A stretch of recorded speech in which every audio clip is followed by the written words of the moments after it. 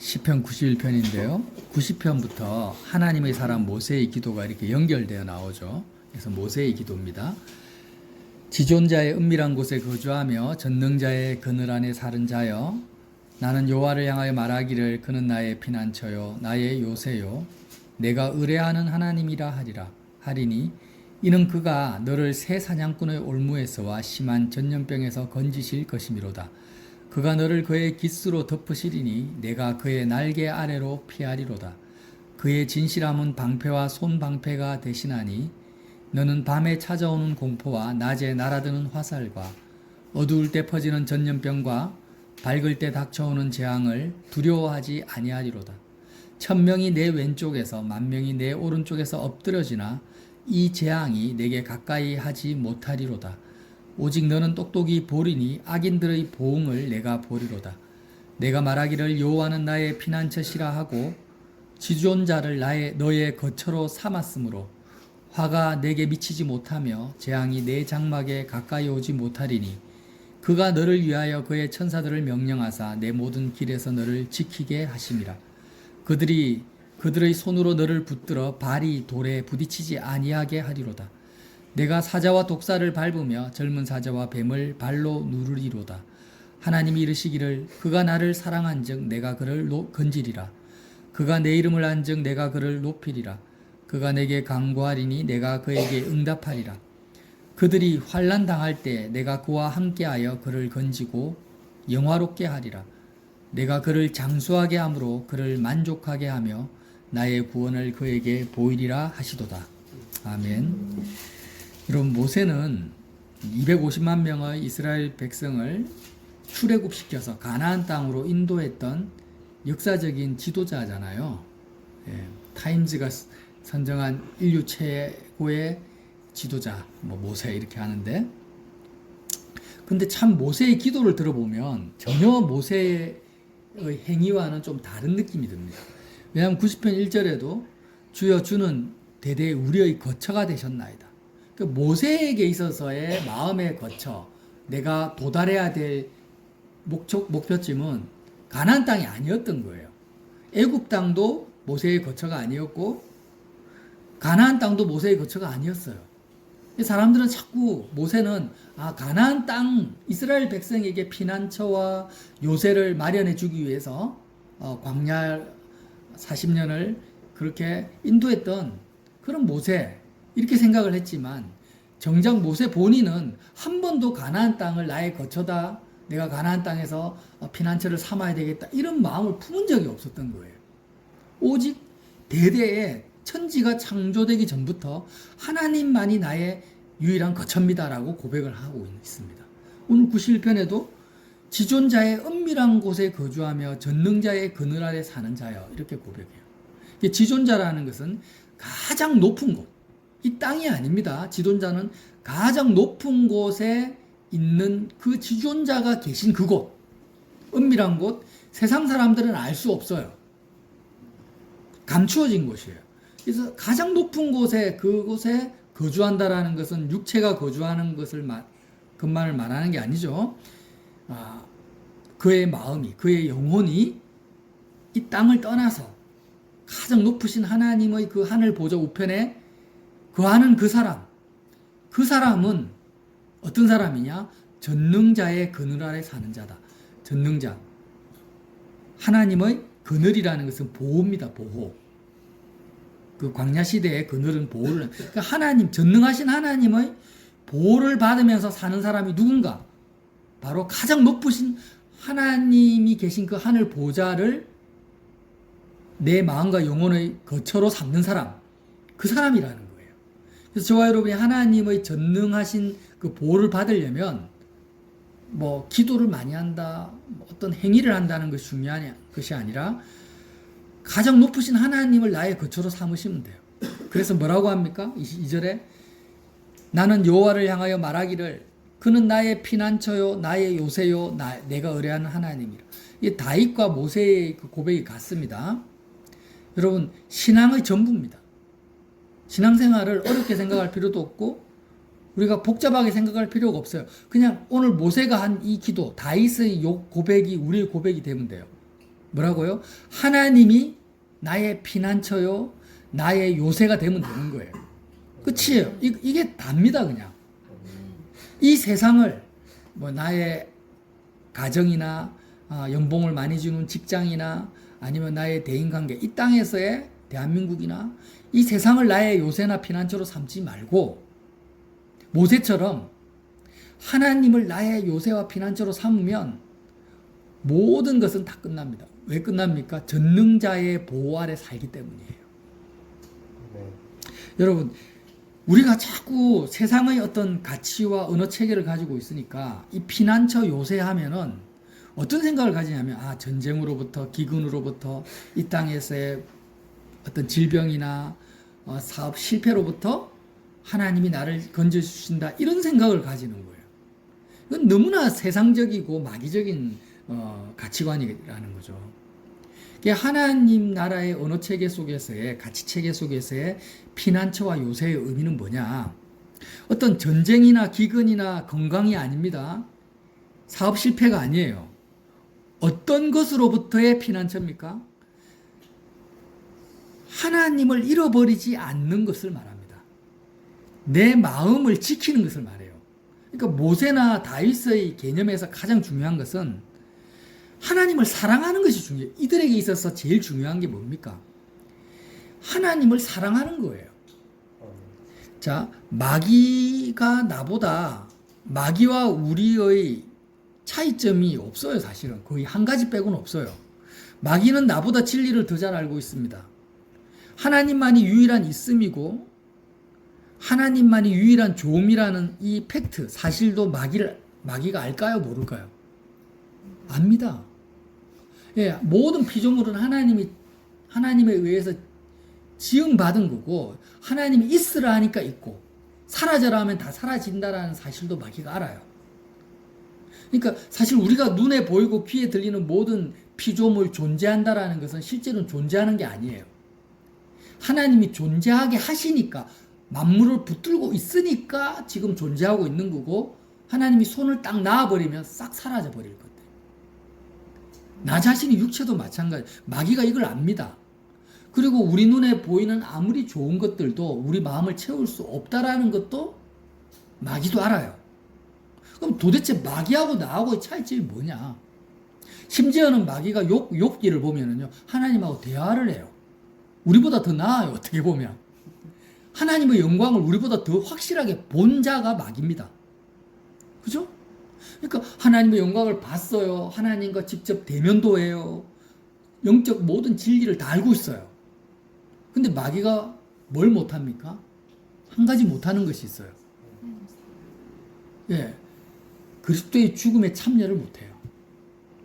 하나님을 사랑을 못하는 것은 마귀하고 우리하고 똑같아요. 우리도 하나님 사랑 못하죠. 우리가 어떻게 우리 노력으로 힘으로 하나님 사랑합니까? 하나님 사랑 못해요, 우리는. 그러니까 다 똑같은데 오히려 우리보다 더 나은데 한 가지 마귀가 못하는 것은 그리스도의 죽음에 참여를 못해요. 예수님의 살과 피를 먹고 마시지를 못해요. 우리는 하나님의 은혜로 그리스도의 죽음에 참여할 수 있는 자유의지를 가지고 있는 거예요. 예. 근데 그러면 이제 한 가지 물어봅시다. 마귀는 그리스도의 죽음에 참여하지 못하니까 하나님을 사랑할 수가 없어요. 우리는 하나님을 사랑할 수 있는 능력은 우리에게 없지만 예수님의 죽음에 참여함으로 하나님을 사랑할 수 있어요.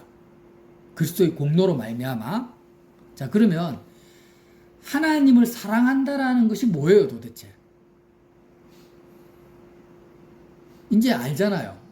하도 말씀을 많이 들어서. 마음을 하나님께 쓰는 것을 말합니다. 하나님을 사랑한다라는 것은 내 마음을 하나님께 드리고 하나님께 마음을 쓰는 것을 말해요. 어려운 게 아무것도 아닙니다. 내가 예를 들어서 사업에 마음을 많이 쓰고 있다. 그러면은 사업과 마음이라는 것은 하나님이 인간에게 주신 유일한 소중한 것은 마음인데, 육체도 아니고 마음인데, 동물과 사람의 유일한 차이점이에요. 마음에 하나님이 들어오실 수가 있고 마음으로 하나님을 사랑할 수도 있습니다. 그러면 마음이 성소와 지성소가 되어가지고 우리 마음을 하나님께만 드려야 됩니다. 하나님께만 써야 돼요. 원래 그게 타락하기 이전에 사람의 모습이었어요. 그러면 사람들이 마음을 사업에 쓴다. 마음에 사업하는데 마음을 많이 쓰고 있어요. 그럼 지금 뭘 하고 있는 겁니까? 세상을 사랑하고 있는 거죠. 원수에게 마음을, 누가 나를 미워해요. 그러면 미워하니까 마음이 쓰입니까? 안 쓰입니까? 막 쓰이죠. 사장님이 나를 괴롭히니까 사장님의 그런, 정말 저 사람 어떻게 길 가다 넘어졌으면 좋겠다. 쫄딱 망했으면 좋겠다. 이렇게 마음이 막 쓰여져요. 생각이 막 돌아가요. 그러면 이 소중한 마음을 지금 누구에게 쓰고 있는 거예요? 원수에게 쓰고 있단 말이에요. 그러니까 원수와 하나가 되고 있는 거예요, 지금. 꼭 기억합시다. 내가 마음을 투입하는 대상과 나는 어떻게 된다? 연합하고 하나 되는 거예요. 그래서 성경은 뭐라고 합니까? 원수를 용서하고 사랑하라고 하죠. 마음을 쓰지 말라고. 그죠? 그리고 내 부모, 형제, 자녀가 원수다. 이 말이 뭐예요? 내가 너무 마음을 많이 쓰니까 하나님께 마음을 들이지 못하게 하는 첫 번째 대상이니까 내 부모, 형제가 원수라는 거예요. 그러니까 이런 예수님의 그 진리의 말씀 우리가 다 압니다. 모세도 알고 다윗도 알아요. 그러니까 모세와 다윗의 마음에 있어서 왜 하나님이 나의 피난처와 요새가 되셔야만 되냐? 자기 마음을 지킬 수 있는 방법이 없다라는 거예요. 내가 아무리 애를 쓰고 노력해도 이 땅에서 하나님께 마음을 드릴 수 있는 길은 없어요. 오직 가장 높은 지존자, 내가 예수님의 죽음에 참여해서, 쉽게 말씀을 풀어드릴게요. 그리스도의 죽음에 내가 참여해서 내 마음이 세상을 떠나요. 이 땅에 어떤 것도, 내 집도, 내 아파트도, 내 직장도, 어떤 것도 내 피난처와 요새가 되지 못해요. 그리스도의 죽음에 참여해버리면. 그래서 세상 어디에도 마음을 두지 않고 지존자가 계신 분, 가장 높으신 하늘 보자, 그곳에 마음을 두는 것, 그게 바로 여호와는 나의 피난처요 요새라는 말이에요. 이렇게 될 때만이 어떻게 할 수 있다? 마음을 하나님께 들을 수 있다라는 거예요. 그런데 많은 사람들은 그 아브라함의 조카 롯 알죠? 그 롯의 처처럼 자꾸 뒤를 돌아보는 거예요. 내가 너무 열심히 노력해가지고 시험에 합격해가지고 취업이 됐어요. 좋은 회사에. 연봉이 예를 들어서 뭐 4천만 원, 1억까지 나와요. 예를 들면. 그러면 그게 너무 아까운 거야. 아, 직장에 마음을 두지 마라. 직장에 마음을 두면 너는 절대로 하나님을 사랑할 수 없어. 절대 하나님께 마음을 드릴 수 없어. 이게 망고불변의 진리거든요. 근데 이걸 진리로 마귀도 알고 나도 알아요. 그런데 어떻게 해요? 자꾸 뒤를 돌아보는 거예요. 아, 직장에 마음을 안 두려고 하니까 연봉이 자꾸 생각이 나는 거예요. 사표 쓰고 나오라는 것도 아닌데. 가정에 마음을 안 두려고 하니까 자꾸 예쁜 자녀들, 사랑하는 남편과 아내가 마음이 쓰이는 거예요. 그게 바로 롯의 처처럼 뒤를 돌아보는 거예요, 그게. 마음이 세상을 떠나야 되는데. 그리스도의 죽음에 내가 참여해서, 마음을 세상에 쓰고 있는 내가 정말 하나님의 진노를 받는 더러운 자구나. 마귀의 종이구나. 마귀의 조종을 당하는 자구나. 이것을 내가 깨닫고 그리스도의 죽음에 참여해서 아예 세상을 떠나버려야 돼요. 여러분 이사 해보셨죠? 이사. 예를 들어서 창녕에 살았어 우리가. 그러면 거기에 이제 빌라에 살았는데 이사를 양산으로 왔어요. 어떻게 합니까?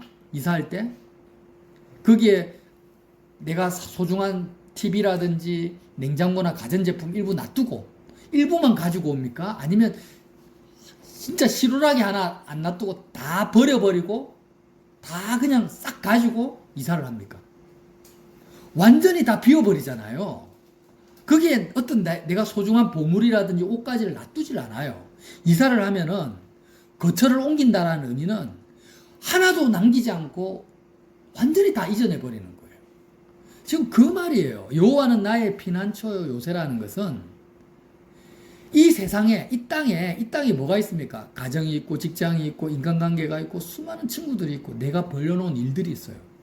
그런데 여호와가 나의 요새라는 의미는 뭐예요? 이사해버렸다라는 거예요. 이 세상을 내가 떠나버렸어요. 이 땅에 가정이든 직장이든 어떤 것에도 내가 미련이 없는 거예요. 소돔과 고모라를 이렇게 탈출할 때 롯이 거기에 얼마나 좋은 것들을 많이 남겨놨어. 그러나 거기에 미련을 안 가지는 거예요. 뒤를 안 돌아본다라는 거예요. 왜? 거기에 내 마음이 머물렀다가는 같이 멸망하고 같이 죽으니까. 마치 세월호 알잖아요. 배가 침몰하는데 빨리 빠져나와야 되는데 거기에 머무르면 같이 침몰해버리는 거예요.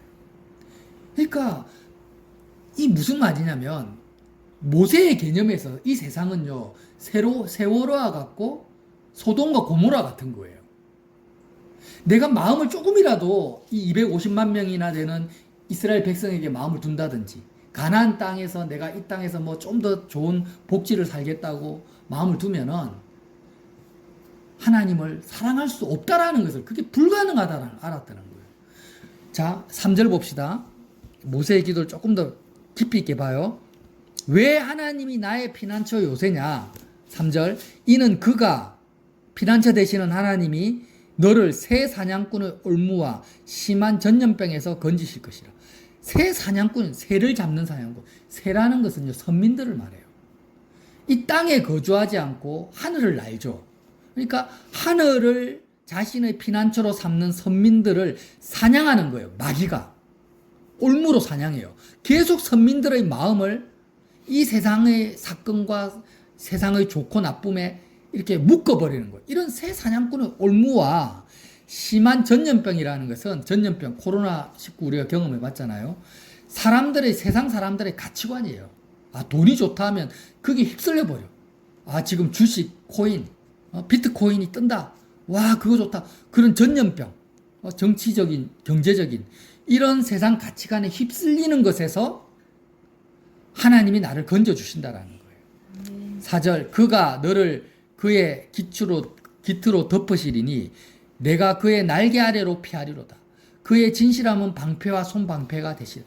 하나님의 진리가 나를 지켜주십니다. 방패가 되세요. 세상의 가치관으로부터 생각으로부터. 5절, 너는 밤에 찾아오는 공포와 낮에 날아드는 화살과. 밤에 찾아오는 공포라는 것은요, 밤이라는 것을 우리가 인지하지 못하는 그런 두려움이, 예를 들어 미래에 대한 두려움.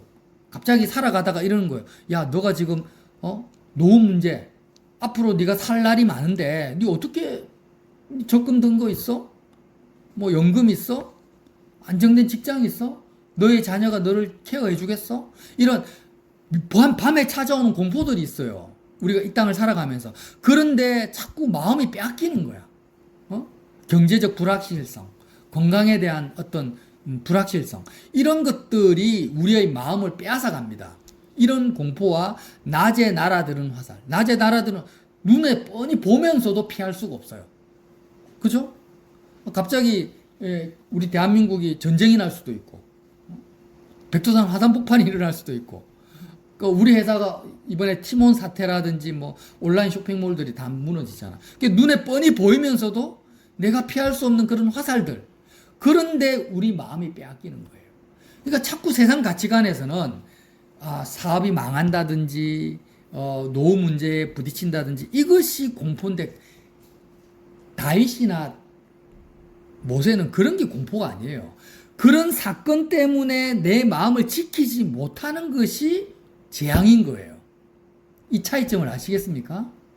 세상 사람들은 건강을 잃어버리는 것이 공포입니다. 근데 모세에게 있어서의 공포는 뭐냐?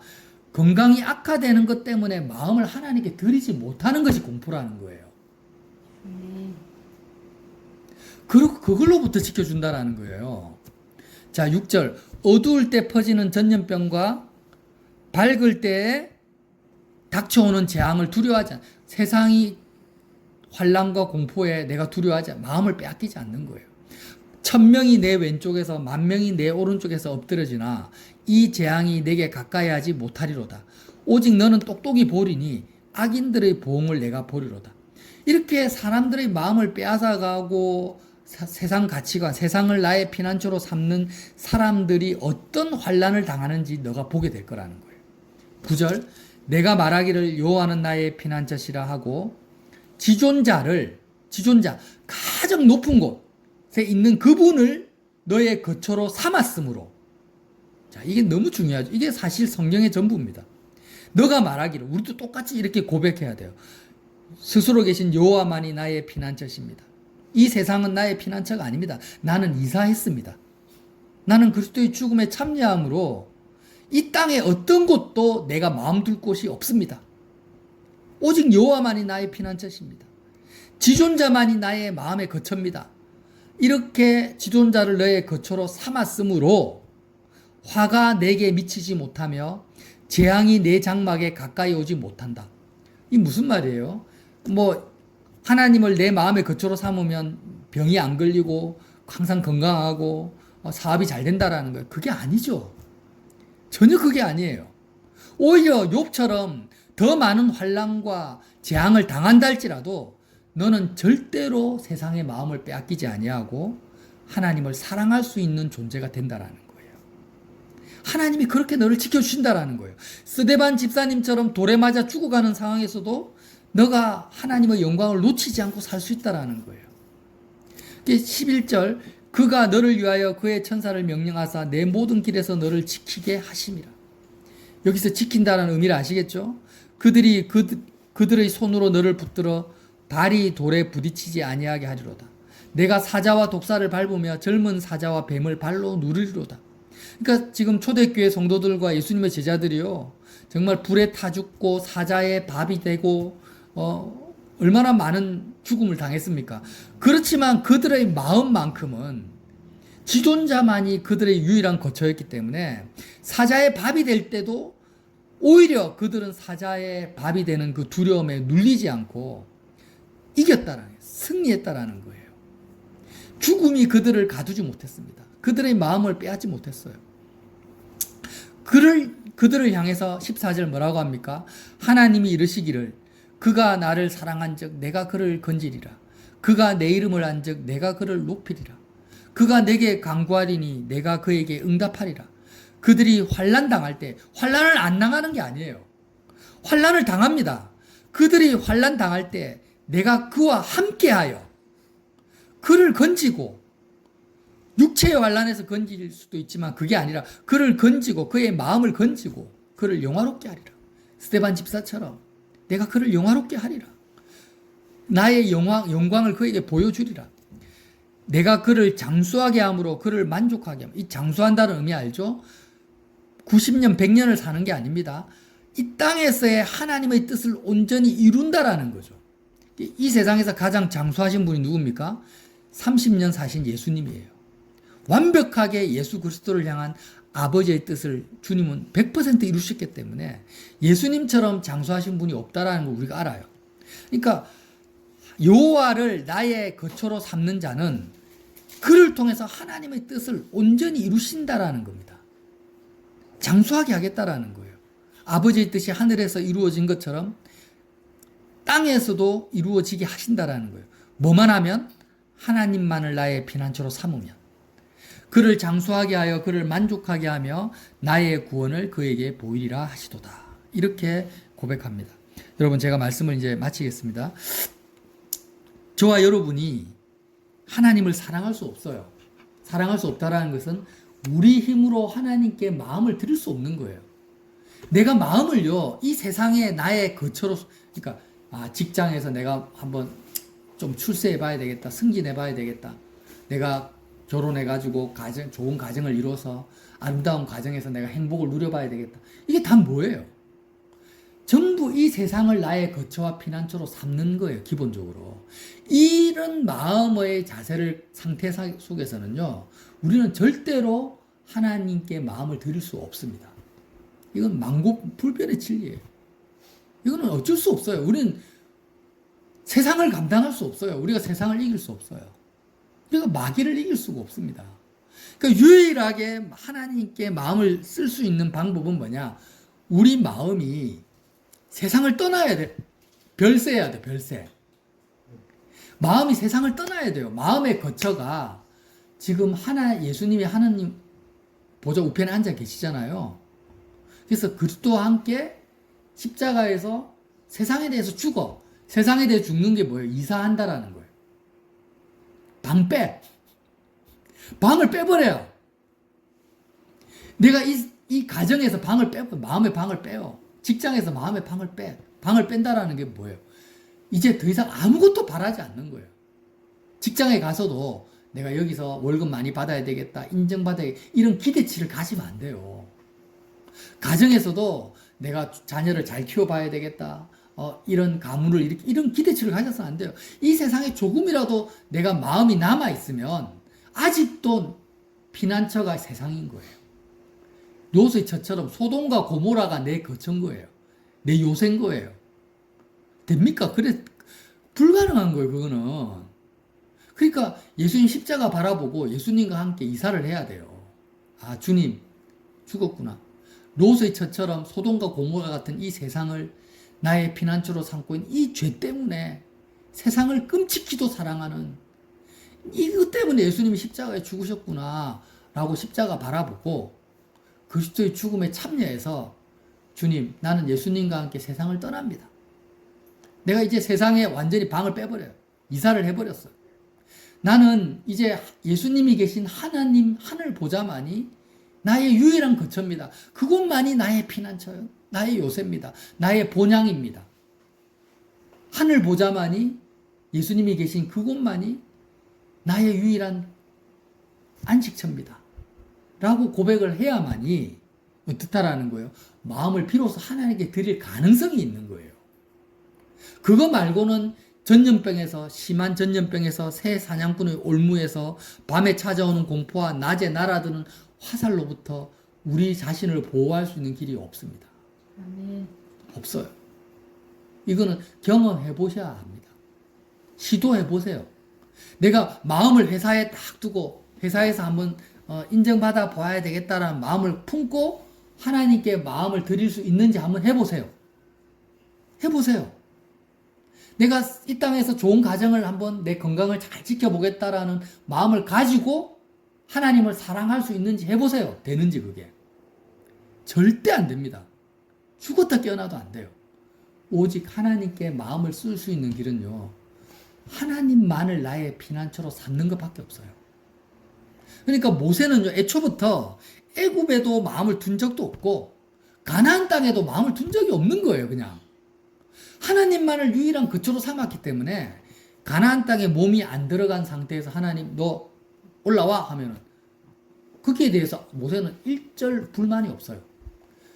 한번 출애굽기 신명기 한번 보세요. 모세가 야, 니 지금 지팡이로 바위를 2번 쳤지? 마음에 안 들어. 너 가나안 땅 죽을 때까지 못 들어가. 모세가 거기에 대해서 원망했습니까? 하나님 억울해요. 내가 지금 120년 동안 노력했는데 왜 못 들어가면 이렇게 말한 적이 없어요. 그냥 모세는 하나님의 원래 피난처니까 어떤 말씀을 하시든 그게 불만이 없는 거, 이 땅에 대해서. 저와 여러분이 정말 다윗이 사울을 사실 두려워한 게 아니에요. 엄밀히 따지면 인간이니까 두려워할 수 있죠. 다윗이 자기 목숨이 죽는 게 두려운 게 아니었어요. 죽는 것 때문에 마음이 죽음의 공포에 휩싸여서 하나님께 마음을 못 드리는 것이 두려웠고, 사울 때문에, 사울의 그 위험 때문에 마음이 빼앗기는 걸 두려워했던 거예요. 이해가 되시죠? 똑같이 저와 여러분도 이 세상의 문제들이 두려운 것이 아니라 이 세상의 문제 때문에 우리가 하나님을 놓쳐버리고 하나님을 잃어버리고 하나님의 좋으심과 영광을 내가 잃어버리는 것을 두려워할 수 있는, 그래서 하나님을 나의 피난처입니다, 요새입니다라고 고백할 수 있는 그 믿음의 선진들의 믿음과 고백이 우리 것이 되시기를, 나의 것이 되시기를 예수님 이름으로 빌어드립니다.